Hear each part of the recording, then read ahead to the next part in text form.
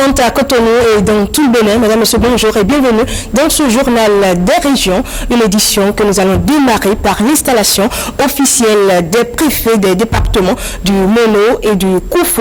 Les cérémonies ont eu lieu ce mardi à Aplaroué et Lokossa. Corentin Korwe a passé le témoin à Christophe Melbedi, désormais préfet du Koufo, et comment Cézanne Zinsou, préfet du Mono. Cyprien Lokosso, Évariste Zomaron, pour plus de détails. Je voudrais donc installer officiellement M. Christophe Melbedi, préfet du département du Koufo. Il a été 3 fois élu maire de Koulikama. Aujourd'hui, nommé préfet du Koufo. Christophe Melbedi connaît ce département et ses difficultés. Il prend la charge des mains de celui qui l'a dirigé il y a encore quelques heures.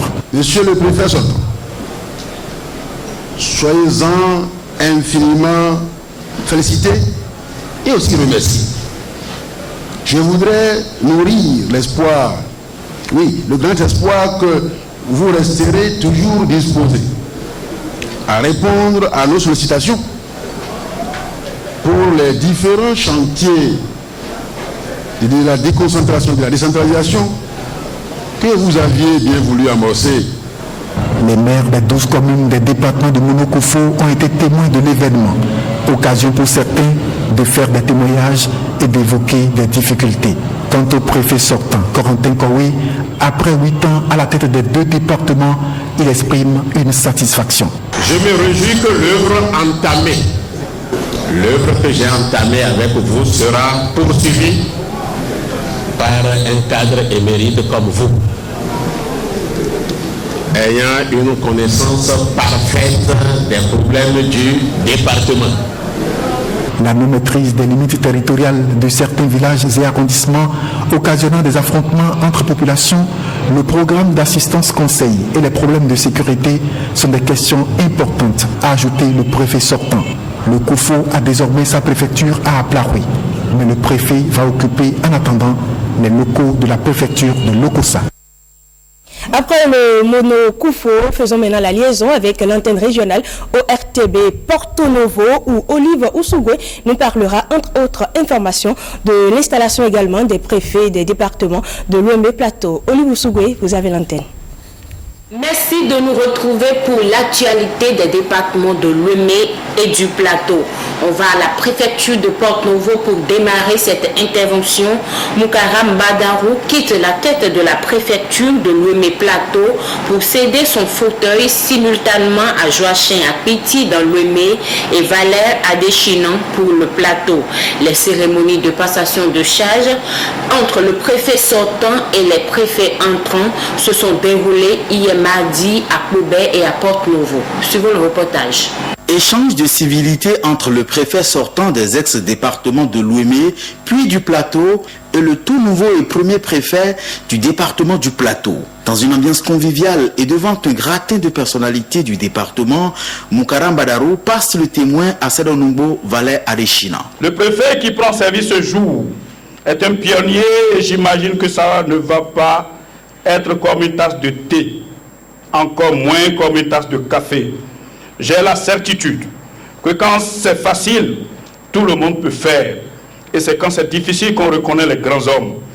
Les enjeux et les grands problèmes territoriaux de notre pays appellent des mutations profondes dans le management territorial. Rassurez-vous, je n'en ai pas peur. Moukaram Badarou cède son fauteuil à Valère Adéchinan dans le Plateau, mais aussi à Joachim Apiti dans l'Ouémé. Ce fonctionnaire de la préfecture de Porto-Novo, appelé à faire valoir son droit à la retraite dans quelques jours et militant PRD, prend la tête du département de l'Ouémé avec les promesses entre autres d'assurer la quiétude aux populations, mais de faire aboutir tous les chantiers inachevés de Porto-Novo. Je suis convaincu qu'avec l'aide du Tout-Puissant et la détermination de tous, notre mandat, mon mandat, placé sous le signe de la paix, de l'amour du prochain et du travail bien fait, avec un réflexe de compte rendu, sera couronné de succès. Moukaram Badarou quitte donc la tête des départements de l'Ouémé et du Plateau après y avoir passé 2 ans et 10 mois. Après le département de Lomé, la série de remises de sites pour la construction de magasins et d'aides de séchage pour le Payavo s'est poursuivie dans le Zou. Et bientôt, les producteurs des communes de Wenhi, Kové, Zanyando et de Zobodomé pourraient disposer d'infrastructures pour la conservation de leurs récoltes. Voici le reportage que nous proposent Guillaume Avienou et Brice Rumbo. Un puits artésien à ciel ouvert à Zaloko, dans l'arrondissement central de la commune de Wenhi. Cet espace vide à côté du dit puits devrait abriter bientôt un complexe magasin, aire de séchage et des latrines double cabine. L'ouvrage destiné aux producteurs de cette commune sera réalisé par l'entreprise Estra BTP et Croisi Service dans le cadre de la mise en œuvre du Payavo, le projet d'appui aux infrastructures agricoles dans la vallée de l'Ouémé. On va essayer de respecter le délai comme le chef projet l'a demandé les 6 mois. Mais ce que nous demandons à la population, c'est de nous aider pour la sécurisation surtout des matériels et matériaux pour qu'on puisse aller si vite et respecter les délais comme demandé. Merci beaucoup. Voilà, pour la communauté, l'avènement futur d'un complexe agricole pour une meilleure conservation des céréales après les récoltes reste une bonne nouvelle. Le magasin, on n'en a pas dans la commune. Oui. Ce projet-là, quand on a commencé par dire que bon, ils vont nous faire le magasin, je dis, ça serait la bienvenue. Donc aujourd'hui, on a vu que c'est la réalité. Vous savez que la vallée, c'est une zone qui a d'énormes potentialités, certes, mais le relief également et puis les conditions climatiques sont telles qu'il faudrait qu'on ait vraiment des études fiables pour nous permettre de réaliser ces infrastructures pour qu'on ne gaspille pas les ressources. Producteurs de céréales et autorités locales se frottent également les mains à Gezungo, dans l'arrondissement de Dovizuno, dans la commune de Zanyando, à Adja, dans l'arrondissement de Lanta Kogbe, à Kové, puis successivement à Girizide, arrondissement de Akiza, et Koussoupa, tous situés dans la commune de Zobodomé. Dans chacune de ces localités, les sites que le Payavo remet officiellement à l'entreprise en charge de l'exécution des travaux sont des sites sécurisés, gracieusement offerts par les communautés, conscientes des retombées qu'elles pourraient en tirer sous peu. Première édition du festival Rupo Gangpo Gangkeke à Porte-Novo. Il est initié par l'association des musiciens handicapés de la ville capitale dans le cadre de la fête internationale de la musique. À cet effet, un concert a réuni les musiciens handicapés de Porte-Novo. C'était samedi dernier.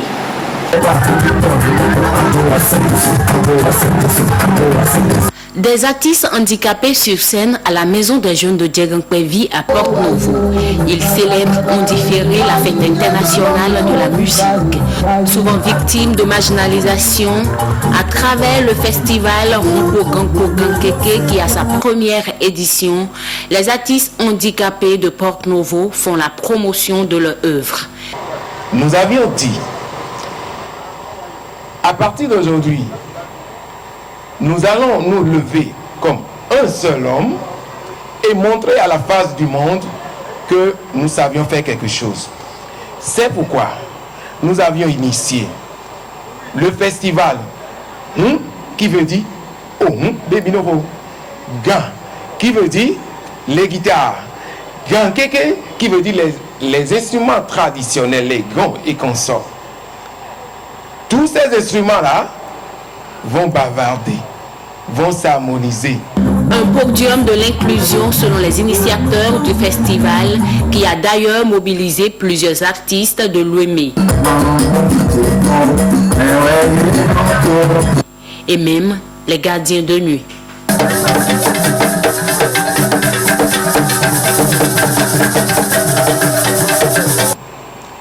Si tout ceci a été possible, c'est grâce au concours du ministère de la Culture, du Fonds d'aide à la culture qui a voulu nous accompagner et d'autres structures qui ont promis.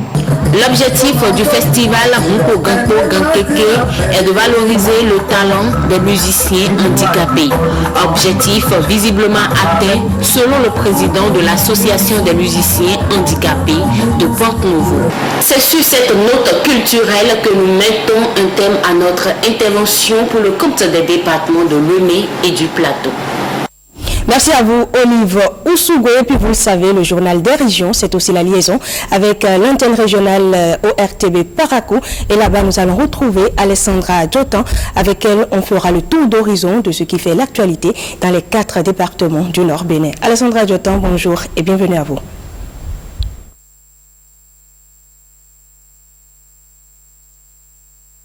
Madame, Monsieur, heureuse de vous informer depuis le Septentrion. Première chose à retenir, c'est cette rencontre de change des membres de la Sénat, la Commission électorale nationale autonome avec les points focaux et coordonnateurs d'arrondissement de la partie septentrionale du Bénin. La séance s'est tenue à l'université de Parakou et vise à faire le bilan des activités menées par les acteurs électoraux lors de la tenue des différentes élections au Bénin. Colombe Amadji et Théodore Kandjeko ont suivi pour nous cette séance.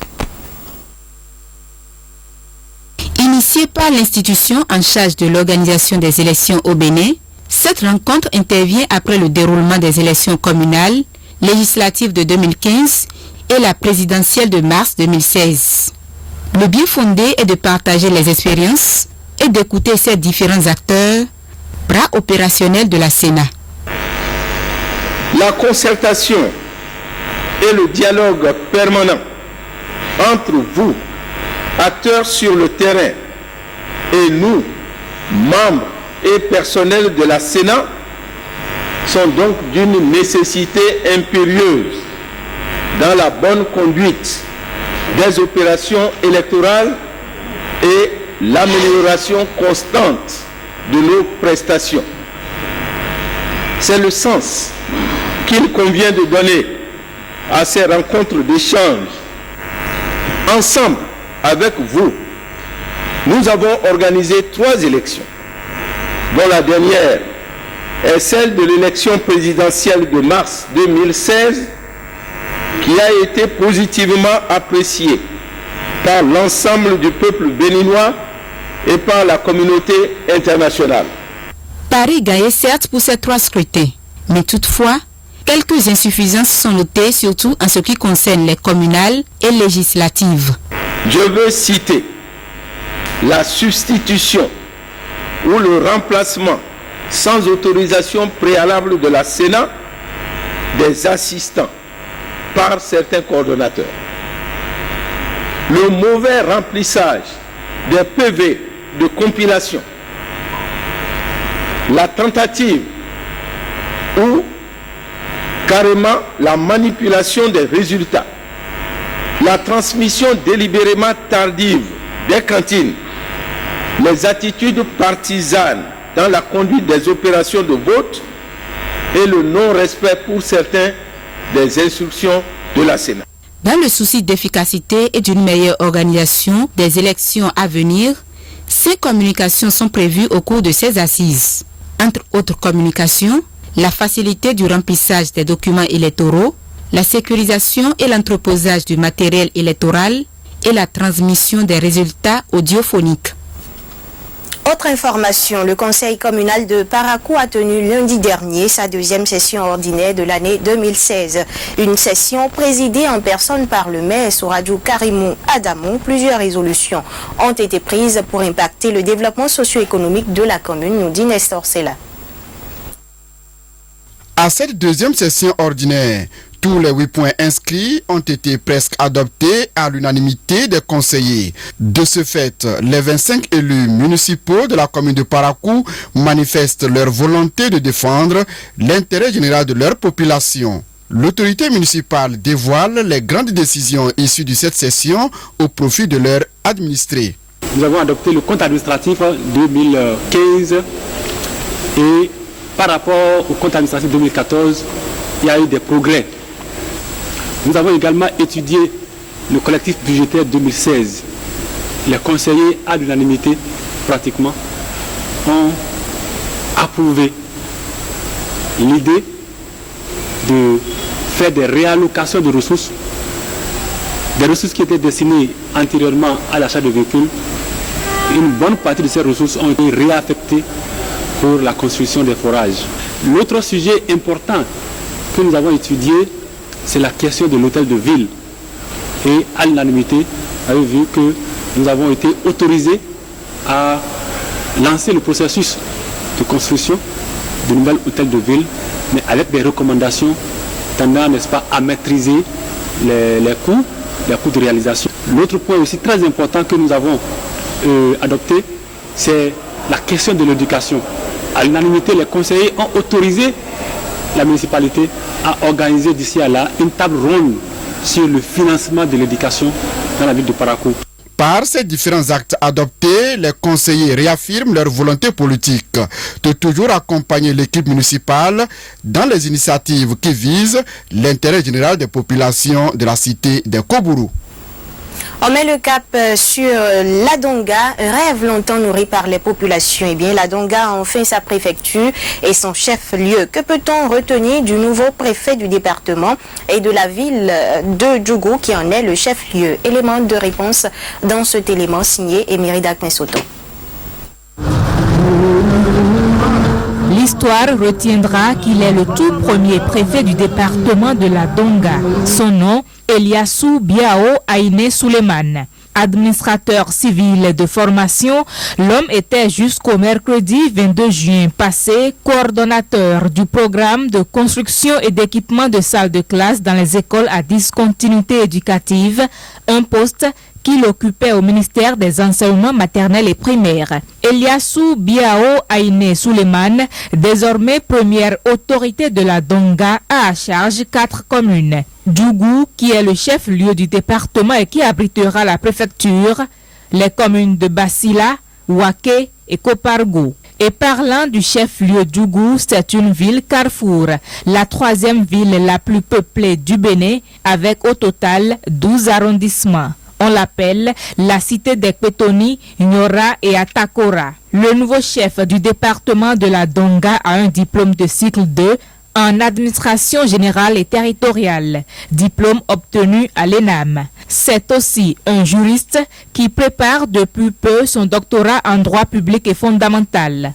Autant d'atouts qu'il devra valoriser dans la gestion du département pour la réussite de la mission à lui assignée. Voilà, madame, monsieur, ce sera tout pour les informations en provenance du Septentrion dans cette édition. Merci à vous, Alessandra Djotan, et nous allons parler de la paix avec l'atelier de lancement du programme La paix par un autre chemin, celui du dialogue interreligieux et interculturel. Après Porto Novo et Lokossa, la Titengu a l'honneur pour le compte des 4 départements du Nord d'accueillir l'initiative. L'atelier a permis d'informer les participants sur l'initiative du Centre panafricain de prospective sociale et de mettre sur pied la coordination régionale qui travaillera également au règlement des conflits par la paix. Emerida Knesoto. La paix en toutes choses et partout au Bénin. C'est le credo du Centre panafricain de prospective sociale, CPPS, qui parcourt les différentes localités du Bénin pour la mise en œuvre de son initiative africaine d'éducation à la paix et du développement par le dialogue interreligieux et interculturel. Tout conflit doit se régler par le dialogue et dans la paix. Il va falloir travailler pour que la haine, la discorde n'ait plus de terrain favorable pour pouvoir germer. Et c'est l'UNESCO qui disait que c'est dans le cœur des hommes que naissent la haine et que c'est dans leur cœur qu'il faut mettre les défenses pour la paix. Il s'agit de s'engager. Nous sommes des personnes ressources. Nous sommes ce qu'on appelle les leaders d'opinion. C'est-à-dire que notre mot compte dans la conscience de nos populations. Ce n'est donc pas par hasard que vous êtes ici. Vous êtes ici un peu comme les ambassadeurs de nos populations. Après l'appropriation du programme par les participants, un bureau de 5 membres a été mis sur pied. Il est composé d'un représentant des chrétiens, d'un représentant des musulmans, d'un des religions endogènes, d'un représentant des jeunes et d'une des femmes. Leur rôle, c'est de préserver la paix et de même prendre des dispositions pour qu'il n'y ait pas de situation de conflit intra-religieux ni interreligieux. L'initiative africaine d'éducation à la paix et du développement par le dialogue interreligieux et interculturel est venue du professeur Albert Tevoedire. Loin d'une initiative de plus, les acteurs pensent que ce programme permettra de semer la paix dans les cœurs des Béninois. Finissons cette édition avec les vendeurs du marché Somba Yobu de Djougou qui sont fâchés contre l'autorité communale. La mairie leur demande en effet de libérer l'espace qui lui appartient et qui leur aurait été provisoirement octroyé en son temps. L'information a été donnée ce lundi aux vendeurs et ils l'ont très mal pris. Ils l'ont très mal accueilli. Reportage de Emerida Consoton. Mais nous dit de vous dire de dégager tous vos barrages. Celles qui s'entêtent et que nous venons sur le terrain, nous allons gâter tous vos baraques. C'est pourquoi nous sommes venus vous tenir informés. Voilà ce qui a fâché les vendeuses et vendeurs du marché Somba Yobu de Djougou ce lundi après-midi. Selon l'information à eux apportée par un représentant de la mairie, ces occupants du marché ont jusqu'à jeudi, 3 jours donc, pour vider les lieux. Au cas contraire, tout sera démoli et rasé par un tracteur. Une nouvelle que les occupants du marché Somba Yobu ne veulent nullement entendre de leurs oreilles. Vraiment, ça nous dépasse. Parce que subitement venu nous dire qu'on doit quitter avant jeudi, nous on ne comprend pas. On paie des tasses pour nous faire quitter, on devait nous arranger quelque part. Ah, voilà votre marché. Donnez préavis. Même si l'homme est comment, on doit lui donner préavis avant qu'il ne quitte, non. Mais nous on ne peut pas quitter sans préavis. Et on paye des tasses. L'argent qu'on paye là, 100 francs par marché là, ça rentre où? C'est à la mairie, non? Et c'est la mairie là qui va venir nous dire quitter avant jeudi. Donc, on ne veut pas de nous, on veut notre 100 francs. Mairie prend ticket, mairie nous connaît. On ne peut pas nous renvoyer comme si on est des enfants. On va nous renvoyer 2 jours, c'est quoi? On va donner au moins 6 mois, 1 an. On va aller rester où? On va nous montrer la place avant qu'on va bouger ici. C'est la vérité. Non, c'est la patience. La raison avancée par l'autorité communale est que la mairie veut reprendre son espace et réaménager. Vraiment, on ne peut pas faire un marché, surtout de consommation d'alcool, de boissons locales, alors qu'à côté déjà il y a des tas d'immondices. De la saleté, tout ça là, j'ai décidé dans ces conditions là, vraiment de voir dans quelles conditions je vais délocaliser ce marché là de cette place là. Oui, nous avons dit c'est une intention. Elles ne sont pas d'abord des guépis, c'est une intention. Avant de les déguépir, il faut qu'on les rencontre. On ne veut pas les brutaliser, on ne veut pas aller si vite que ça. C'est après tout des Béninoises, des Béninois et tout ça. On va chercher un endroit et si on ne trouve pas, de toute façon, nous voulons les déguerpir de là. Parce que ce n'est pas, c'est un nid de banditisme et insalubre. L'intention de déguerpir est donc bien là, mais ce qui est souhaitable est que tout se passe dans les règles de l'art, donner un préavis aux occupants et leur trouver un autre endroit pour mener leurs activités génératrices de revenus. Et voilà qui met un terme à cette édition. Merci à vous qui l'avez suivi. Très bel après-midi à toutes et à tous. Au revoir.